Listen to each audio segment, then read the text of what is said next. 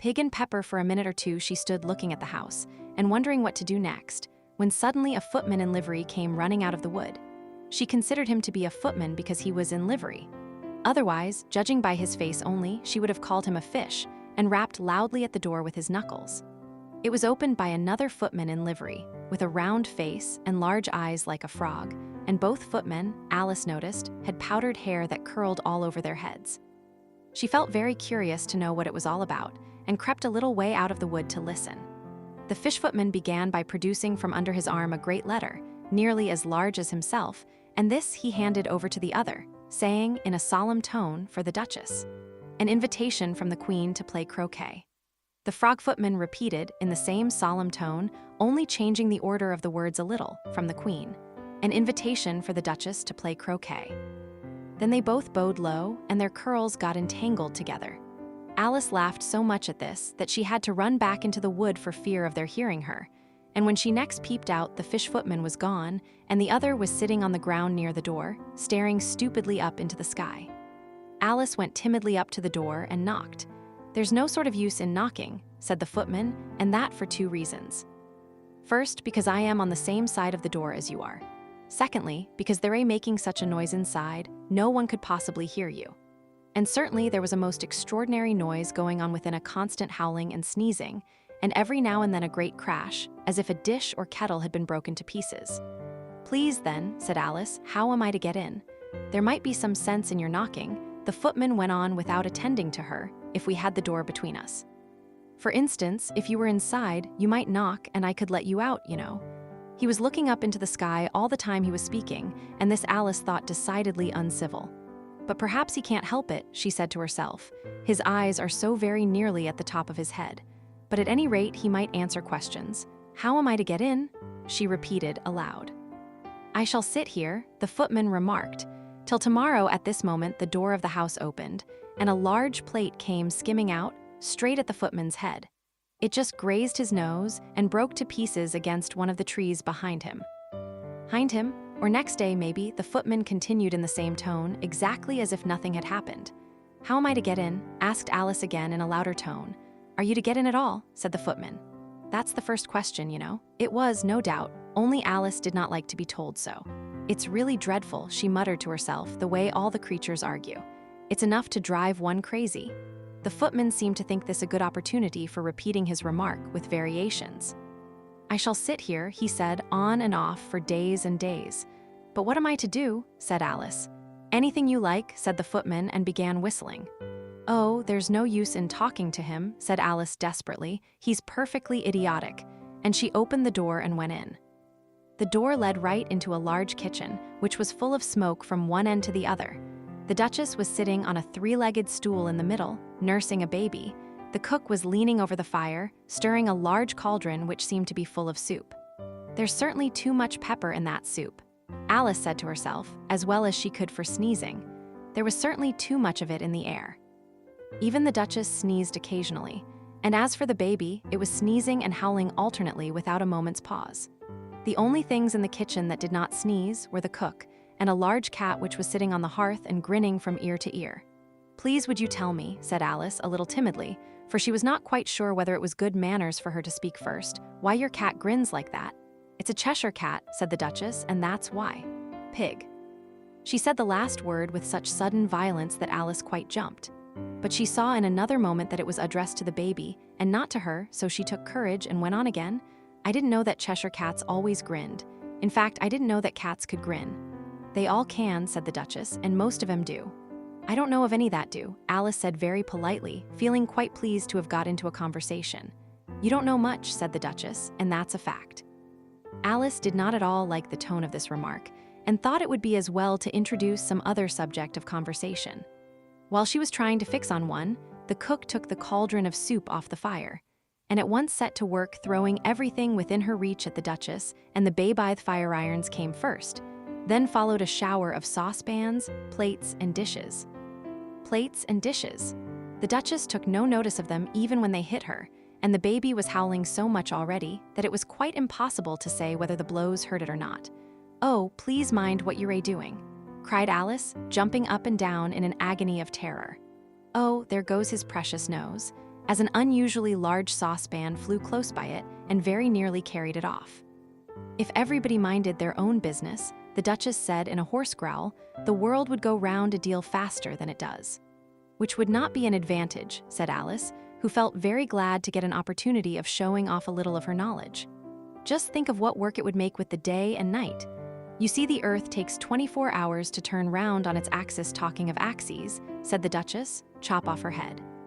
Alice glanced rather anxiously at the cook to see if she meant to take the hint. But the cook was busily stirring the soup and seemed not to be listening, so she went on again. 24 hours, I think. Or is it 12? Oh, don't bother me, said the Duchess. I never could abide figures. And with that she began nursing her child again, singing a sort of lullaby to it as she did so, and giving it a violent shake at the end of every line. Speak roughly to your little boy and beat him when he sneezes. He only does it to annoy because he knows it teases. In which the cook and the baby joined. Wow, wow, wow. While the Duchess sang the second verse of the song, she kept tossing the baby violently up and down, and the poor little thing howled so that Alice could hardly hear the words. I speak severely to my boy, I beat him when he sneezes, for he can thoroughly enjoy the pepper when he pleases. Wow, wow, wow, here, you may nurse it a bit if you like, the Duchess said to Alice, flinging the baby at her as she spoke. I must go and get ready to play croquet with the Queen, and she hurried out of the room. The cook threw a frying pan after her as she went out, but it just missed her. Alice caught the baby with some difficulty, as it was a queer-shaped little creature, and held out its arms and legs in all directions, just like a starfish, thought Alice.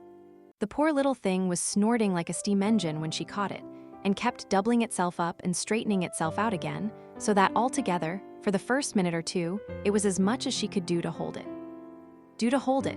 As soon as she had made out the proper way of nursing it, which was to twist it up into a sort of knot, and then keep tight hold of its right ear and left foot so as to prevent its undoing itself, she carried it out into the open air. If I don't take this child away with me, thought Alice, they're sure to kill it in a day or two. Wouldn't it be murder to leave it behind? She said the last words out loud, and the little thing grunted in reply. It had left off sneezing by this time. Don't grunt, said Alice. That's not at all a proper way of expressing yourself. The baby grunted again, and Alice looked very anxiously into its face to see what was the matter with it. There could be no doubt that it had a very turn-up nose, much more like a snout than a real nose. Also, its eyes were getting extremely small for a baby. Altogether, Alice did not like the look of the thing at all. But perhaps it was only sobbing, she thought, and looked into its eyes again to see if there were any tears. No, there were no tears.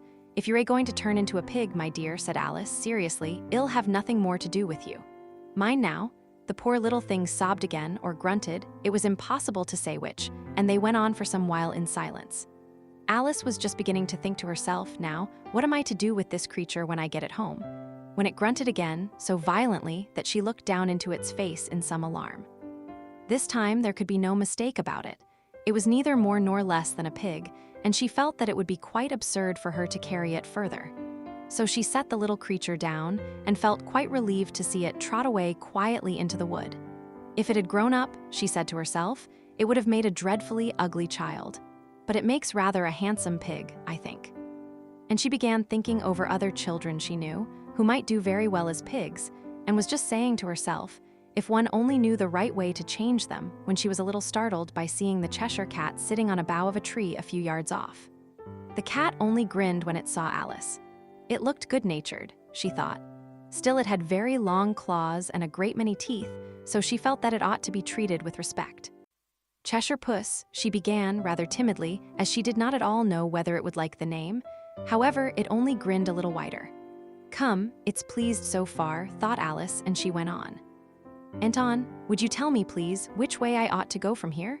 That depends a good deal on where you want to get to, said the cat. I don't much care where, said Alice. Then it doesn't matter which way you go, said the cat. So long as I get somewhere, Alice added as an explanation.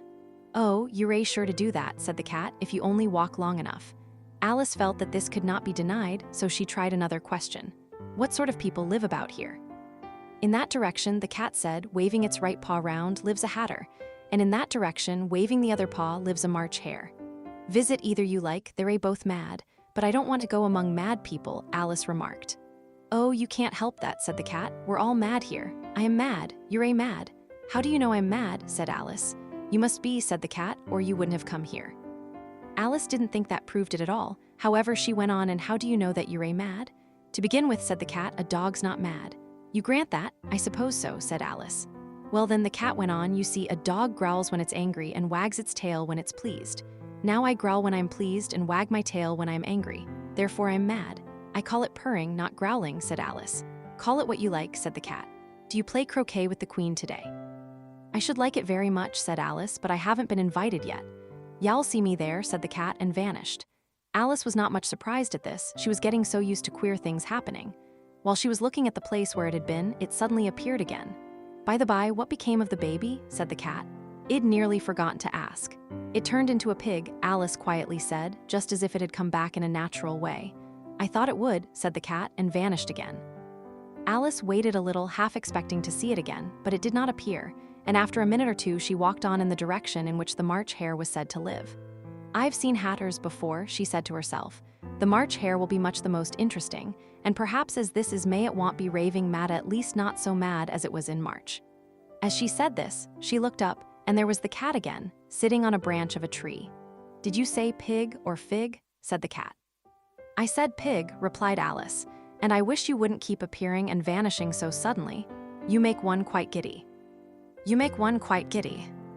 All right, said the cat, and this time it vanished quite slowly, beginning with the end of the tail and ending with the grin, which remained some time after the rest of it had gone.